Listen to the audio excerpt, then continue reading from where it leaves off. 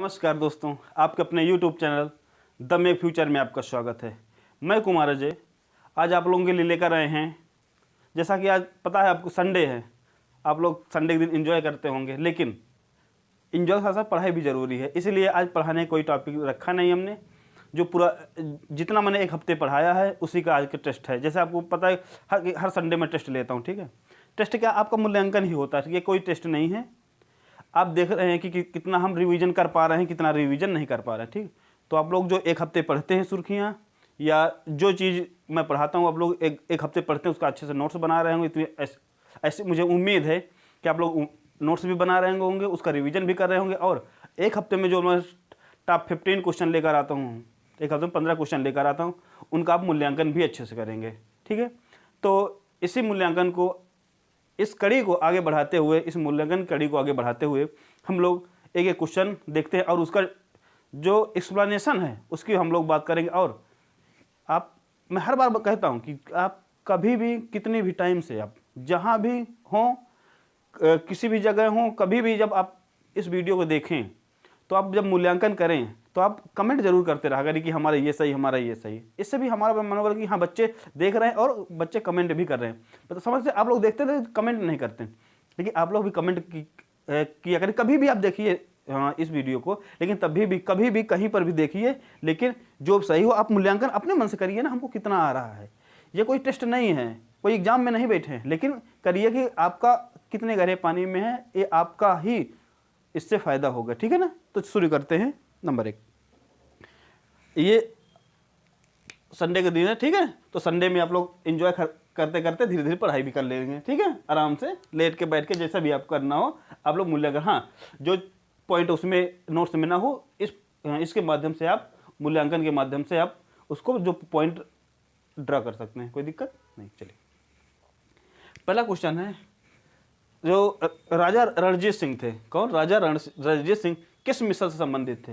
मैंने आपको बताया था कि राजा रणजीत सिंह जो थे उनके पापा जो थे वो भी किसी मिसल के मुखिया थे, और उनके दो दादाजी थे वो भी किसी मिसल के प्रधान थे। किस मिसल के? आप लोग कमेंट करिए। और वही पूछा गया है कि रणजीत सिंह किस मिसल से संबंधित थे, किस मिसल। अब कभी कभी क्वेश्चन पूछ ले, ये जो मिसल आपको दिया है, जैसे रामगढ़िया मिसल, शहीदी मिसल, अहल्या वालिया, शुकर चकिया मिसल, इसके संस्थापक पूछ लेता है, इसके प्रमुख नेता पूछ लेता है। मैंने आपको पूरा पूरा लिखाया है, तो आप लोग उसका रिवीजन भी करते रहा करिए, ठीक। तो रणजीत सिंह किस उससे संबंधित हैं? वो हैं शुकर चकिया, रामगढ़िया, शहीदी या अहली वालिया। आप लोग कमेंट करके बताते रहा करिए, ठीक। तो कौन सा है?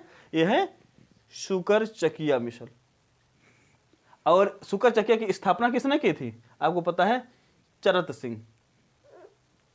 चरत सिंह, और चरत सिंह ने ही इसको जो 12 मिसलें हैं, 12 मिसलों में सर्वप्रमुख बनाया था चरत सिंह ने, ठीक है ना। और उसी के जब रणजीत सिंह थे, इनके पापा जो थे, ठीक है, पापा इसके प्रमुख बनाए गए थे, ठीक है। और इनके दादाजी थे चरत सिंह, उन्होंने शुकर चकिया मिसल को की स्थापना की और इसको सभी 12 मिसलों में सबसे प्रमुख बनाया, ठीक है। और उसमें जो सिख साम्राज्य था उसमें रणजीत सिंह सबसे शक्तिशाली राजा हुए, ठीक। ये कर लीजिए। दूसरा है, सिख राज्य का अंतिम राजा कौन था? सिख राज्य का अंतिम राजा कौन था? तो आप लोग कमेंट करके बताइए। खड़क सिंह, नौनिहाल सिंह, दलीप सिंह या दिलीप सिंह इसको बोलते हैं, ठीक है, और शेर सिंह। मैंने आपको बाद में जो लिखाए थे ना राजा सीक्वेंस बताया था ना, जो सबसे लास्ट में लिखा कौन था? खड़क सिंह भी लिखा है, नौनिहाल सिंह और दलीप। कौन से? दलीप सिंह। दरअसल क्या, जो ये तो एकदम छोटे थे जब इनका जो सिख राज्य था अंग्रेजों ने पूरा कब्जा कर लिया था, और इनको पढ़ने के लिए ब्रिटेन भेज दिया। कहाँ पढ़ने के लिए? इनको ब्रिटेन भेज दिया गया था, ठीक। तो आप लोग कमेंट करके बताते रहे कौन से थे सबसे लास्ट राजा? दलीप सिंह, या इनको दिलीप सिंह कहीं कहीं लिखा रहता है, ठीक है। चलिए, टीपू सुल्तान ने अपनी राजधानी कहाँ बनाई?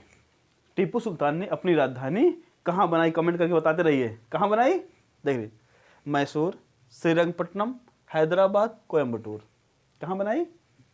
उन्होंने अपनी राजधानी बनाई श्रीरंगपट्टनम। कहाँ बनाई उन्होंने अपनी राजधानी? श्रीरंगपट्टनम में बनाई। अब आप कमेंट करके बताइए कि टीपू सुल्तान गद्दी पर कब बैठे? गद्दी पर कब बैठे?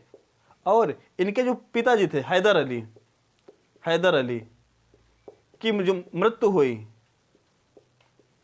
किस युद्ध में हुई, किस युद्ध में हुई। मैं आपको संकेत दे रहा हूं, आंग्ल मैसूर युद्ध जो थे, आंग्ल मैसूर अंग्रेजों और हैदर अली के बीच लड़ा गया। पहले 2 युद्ध इनके बीच लड़ा गया, फिर लास्ट के 2 युद्ध, 4 युद्ध हुए, उनमें 2 युद्धों में टीपू सुल्तान भागीदारी थे और 2 युद्धों में हैदर अली। ठीक है, तो आपको बताना है किस युद्ध में मारे गए थे हैदर अली, ठीक है ना। चलिए, अब कब बनाई इसका आपको सन भी कमेंट करके बताना है। चलिए, टीपू सुल्तान अंग्रेजों के साथ युद्ध में कब मारे गए, टीपू सुल्तान अंग्रेजों के साथ युद्ध में कब मारे गए। अब बताएंगे 4 युद्ध हुए, इसका मतलब किसी न किसी युद्ध में मारे गए होंगे। जब 4 युद्ध हुए, 2 हैदर अली ने लड़ा तो दूसरे युद्ध में हैदर अली खत्म हो गए, और फिर चौथे युद्ध में टीपू सुल्तान खत्म हुए, मारे गए। लेकिन उसका सन क्या था चौथे युद्ध का, चौथे युद्ध का सन क्या था, 1799, 1699, 1757 या 1857। 1857 को पता है, 1857 क्रांति हम लोग आगे पढ़ेंगे। 1757 को मैंने बताया कि मैं होगा प्लासी का युद्ध, ठीक है। 1699, और ये किस युद्ध में लड़े थे, 1799 में आंग्ल मैसूर युद्ध चौथा युद्ध हुआ, और इसी चौथे युद्ध में टीपू सुल्तान की मृत्यु हो गई थी, ठीक है ना। तो कमेंट करके बताते रहा करिए टाइम से। चलिए, अब ये 1799 की हम लोग बात करें, 1699 के इस समय सुल्तानाती कलकत्ता में पैर जमा बैठे अंग्रेज, ठीक है ना। और 1700 में, इसी 1700 में कलकत्ता की स्थापना होती। कौन करता है, जॉब चार्नक, ठीक है, वो बाद में हम लोग चर्चा करेंगे। निम्न कथनों पर या निम्न कथनों को सुमेलित करिए, या कह सकता है कि सूची 1 सूची 2 को मिलाइए, ठीक। और ऐसे क्वेश्चन कुछ बच्चे कर नहीं पाते, इनको करना कैसे होता है, कैसे से दिया है, सिंपल तरीका है करने का। सूची 1 देखना है, सूची दूसरी देखना है, ठीक, उसमें देखना है। दरअसल जो ये लिखा रहता है, इसके सामने ये जो लिखे गए हैं, आपको विकल्प देखना है, इनमें कौन सा मिल रहा है, कौन सा उसका विकल्प। जैसे इलाहाबाद की संधि मैंने बताई है, पूरा विस्तार से बताया। जब बक्सर का युद्ध हुआ, बक्सर के युद्ध में इलाहाबाद की संधि 2 हुई, एक हुई 12 अगस्त को, एक हुई 16 अगस्त को। किस सन में हुई, कमेंट करके बताते रहिए। चलिए, अभी तो मैं बताऊंगा ही, ठीक। फिर श्रीरंगपट्टनम की संधि, सालबाई की संधि, मंगलौर की संधि। 4 क्वेश्चन बनाने से अच्छा एक ही क्वेश्चन में मैंने 4 क्वेश्चन बना दिया, ठीक है। चलिए, तो इलाहाबाद की संधि 2 हुई, एक हुई मुगल बादशाह के साथ, दूसरी हुई अवध के नवाब के साथ। जो 12 अगस्त को हुई वो हुई मुगल बादशाह के साथ, और जो 16 अगस्त को हुई वो हुई बंगाल के नवाब के साथ।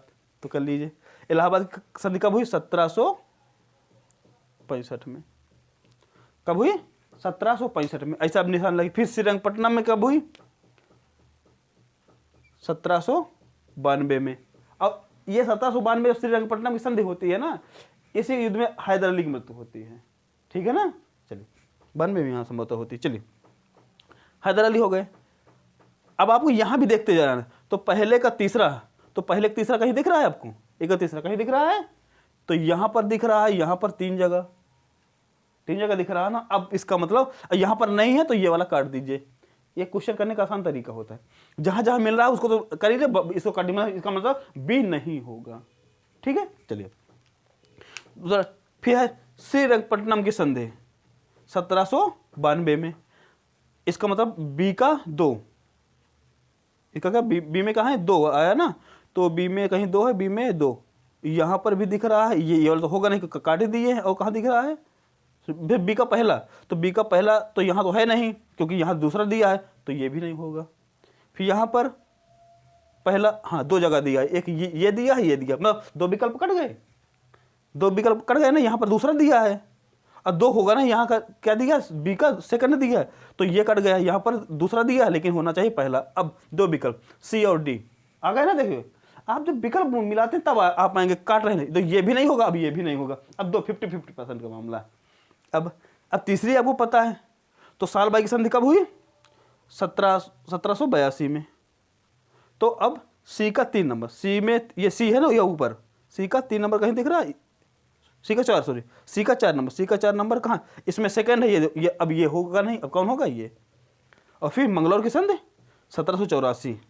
अगर डी कौन, पहले वाले का तीसरा, फिर पहला, फिर चौथा, फिर दूसरा ही, कौन सा ही है, इसका मतलब डी सही है।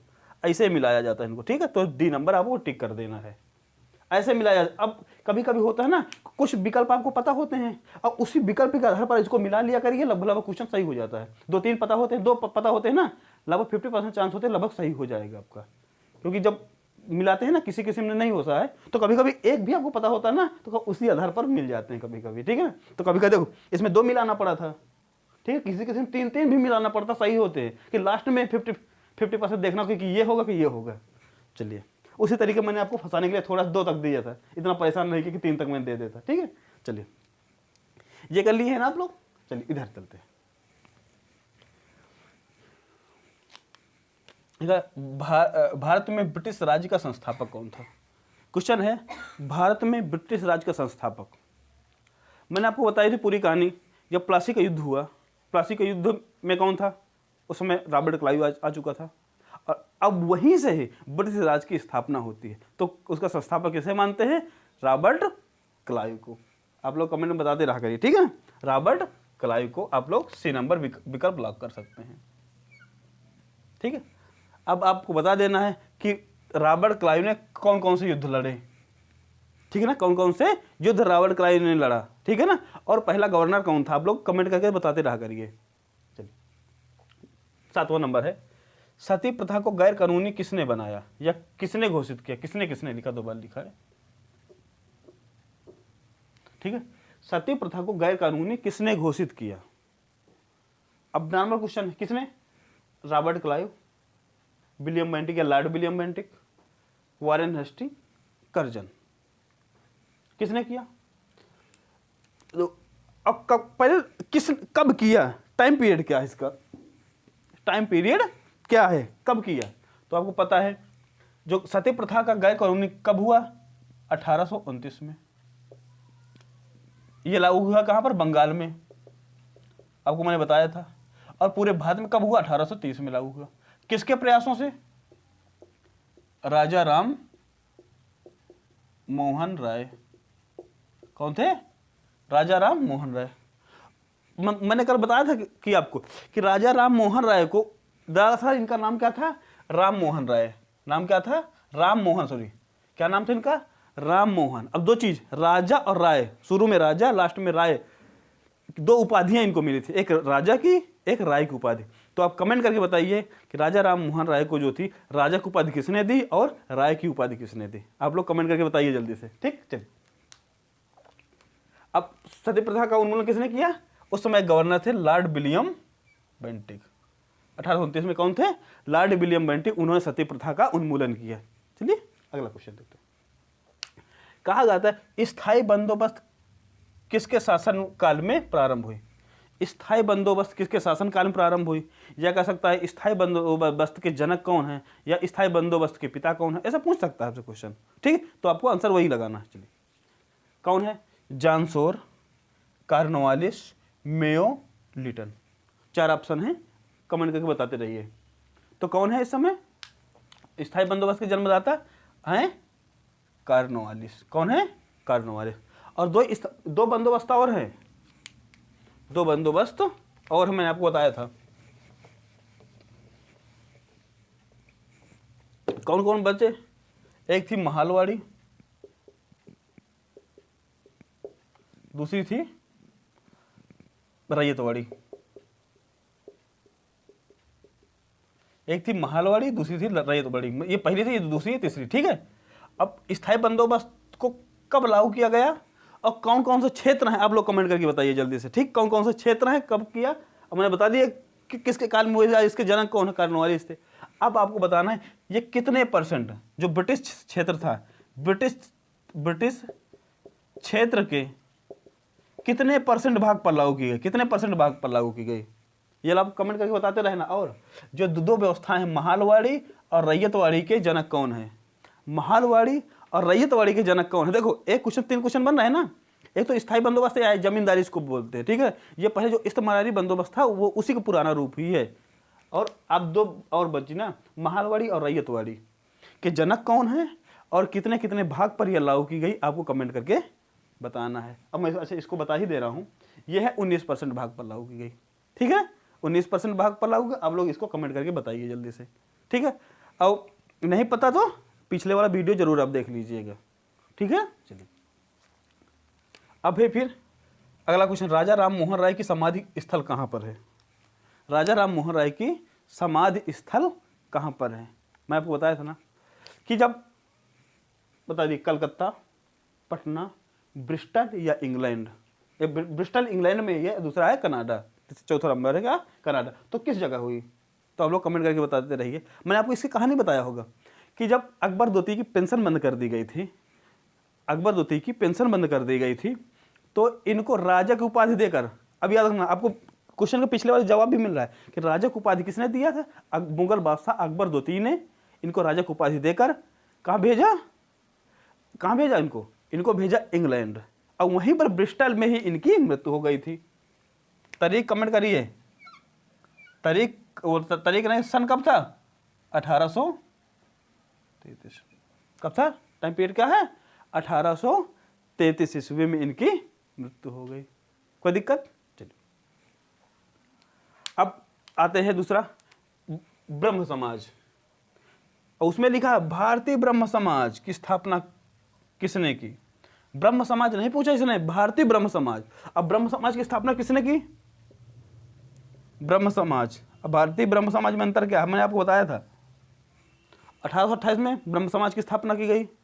1828 में कब ब्रह्म समाज की स्थापना की गई, ठीक है। और जब ब्रह्म समाज दो भागों में बढ़ता है, कब? 1865 में। 65 का कभी कभी 66 भी लेकर आ गए थे, ठीक है। तो आप 65-66 लिख लीजिए, कोई दिक्कत नहीं।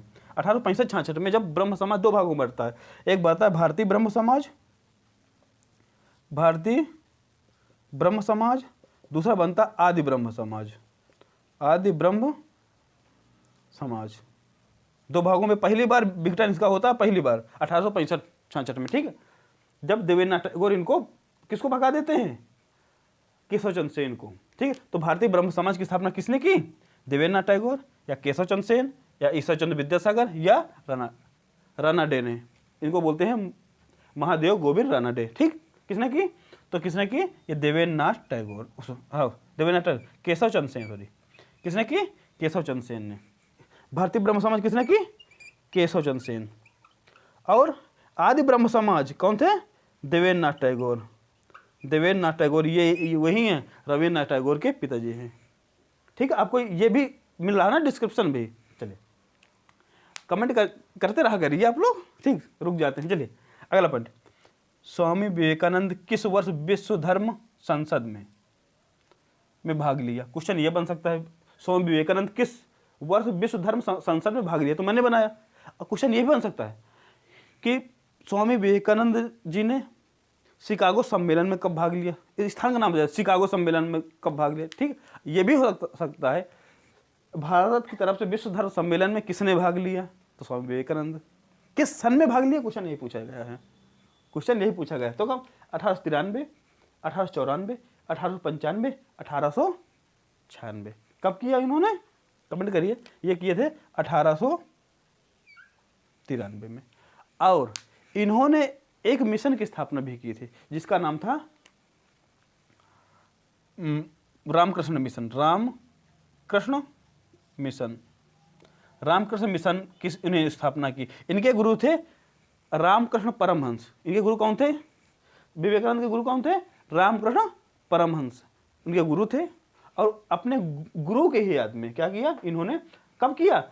1897 में इन्होंने रामकृष्ण मिशन की स्थापना की इन्होंने, ठीक है। रामकृष्ण मिशन की इन्होंने क्या की? स्थापना की। चलिए और इनके उद्देश्य बताइए। और इनकी एक किताब का नाम मैंने आपको लिखाया है, वो किताब का नाम जरूर आप कमेंट में करिए, ठीक। कमेंट करते रहिए। चलिए 12वां नंबर है, भारतीय आर्य समाज की स्थापना किस वर्ष की गई? जो भारतीय आर्य समाज की स्थापना है किस वर्ष की गई? कमेंट करते रहिए। तो कब कौन है? 1828, 1874, 1875, 1897।